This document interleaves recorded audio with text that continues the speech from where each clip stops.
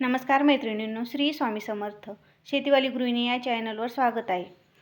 तर पहा, चला किती छान आणि मस्त असे आपण खोबऱ्याचे लाडू हे आषाढी एकादशी स्पेशल बनवूया. चला तर मैत्रिणींनो, आज आपण त्यासाठी लागणारं साहित्य पाहू.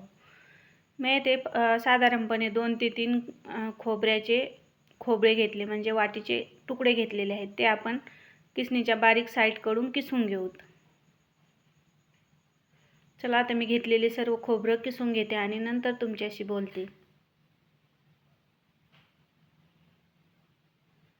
सर्व खोबरं किसून झालेलं आहे. आता आपण एका प्लेटच्या किंवा डब्याच्या सहाय्याने ते मोजून घेऊत. साधारणपणे माझं एक डब्बा भरलेला आहे. चला आता आपण त्यासाठी लागणारं साहित्य पाहू. एक डब्बाभर खोबऱ्यासाठी आपण एकच डब्बाभर साखर घेऊ. तुम्ही जर थोडं कमी गोड खात असाल तर कमी घेऊ शकता. चला तर मैत्रिणींनो, आता मी साखर घेते आणि पुढील कृती करू.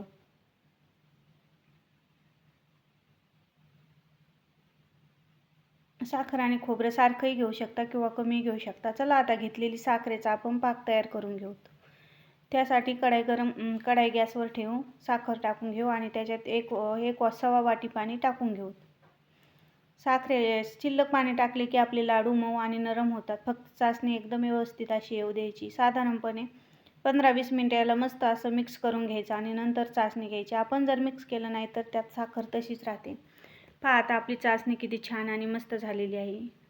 आपली चाचणी लाडूला परफेक्ट झाली की नाही ते कसं ओळखायचं ते मी सांगते. आपल्या उलथण्यावर किंवा पळीने साखरेचे थेंब वर घ्यायचे आणि ते खाली पहा, त्याची तार तुटते का. आता सध्या नाही तुटत. आणखीन 2 ते 3 मिनिटांनी त्याची चाचणी तयार होईल. पहा, तसं जर नसेल कळत तर मी एक वाटी घेते. पहा किती तार सरळ पडले की समजायचं आपली लाडूला चाचणी परफेक्ट झालेली आहे. चला तर मग आता मी तुम्हाला हे पाण्यात टाकून दाखवते. पाण्यात जर गोळी अलगद हाताने उचलली तर समजायची आपली चाचणी परफेक्ट आहे. मी 2-3 थेंब पाण्यात टाकून घेते.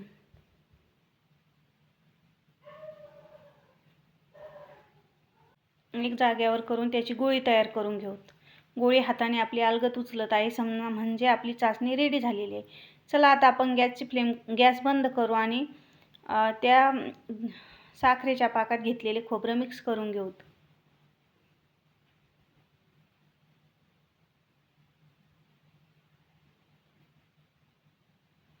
एकदा मिक्स करून घेऊ. साखरेचा पाक छान असा मिक्स करून घेऊत आणि खोबरं टाकून घेऊत.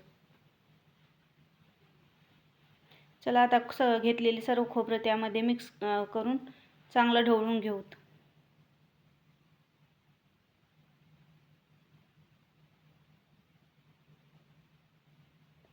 एकदम साधी आणि सोपी पद्धतीचे लाडू आहेत बरं. काही कुठलेच झंझट ना काही, फक्त 2 साहित्यात तयार होणारे. हो, तुमचा विश्वास बसणार नाही, 2च साहित्यात आपले लाडू तयार झाले, साखर आणि खोबरं.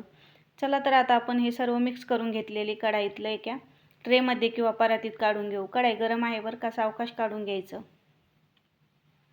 आता सध्या हे पातळ दिसतंय पण 1 ते 2 मिनिटातच आपले लाडू वळायला बॅटर तयार होईल. चला तर मैत्रिणींनो, 5 मिनिटानंतर मी तुम्हाला दाखवते. 5 मिनिटानंतर आपलं बॅटर किती छान तयार झालेलं आहे. तोपर्यंत जर व्हिडिओ आवडला तर व्हिडिओला लाईक करा, चॅनल शेअर करा आणि सबस्क्राईब करा आणि बेल आयकॉन पण प्रेस करा, कारण नवीन व्हिडिओची नोटिफिकेशन तुम्हाला येत जातील. चला आता आपलं मिश्रण एकदम लाडू वळायसारखं झालेलं आहे.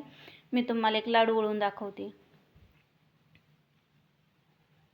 त्यातले काही भाग घ्यायचे हातात. थोडंसं कोमट आहे बरं का, आणि असे गोलसर त्याचा एक लाडू बनवून घेऊ. तुम्हाला हवे त्या आकारात बनवू शकता, छोटा मोठा कसाही चालतो. चला आता या प्रकारे मी सर्व लाडू बनवून घेते आणि तुमच्याशी बोलते.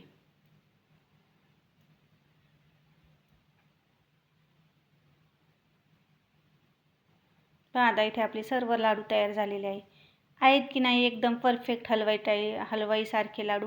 खायलाही एकदम छान आणि अप्रतिम लागतात बरं का मैत्रिणींनो. चला तर मग मी तुम्हाला आता एक लाडू तोडून दाखवते. किती नरम आणि खुसखुशीत झालेले आहेत.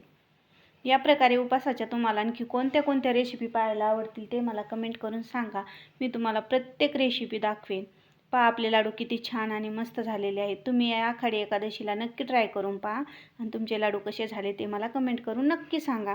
चला तर मैत्रिणींनो, व्हिडिओ शेवटपर्यंत पाहिल्याबद्दल खूप खूप धन्यवाद.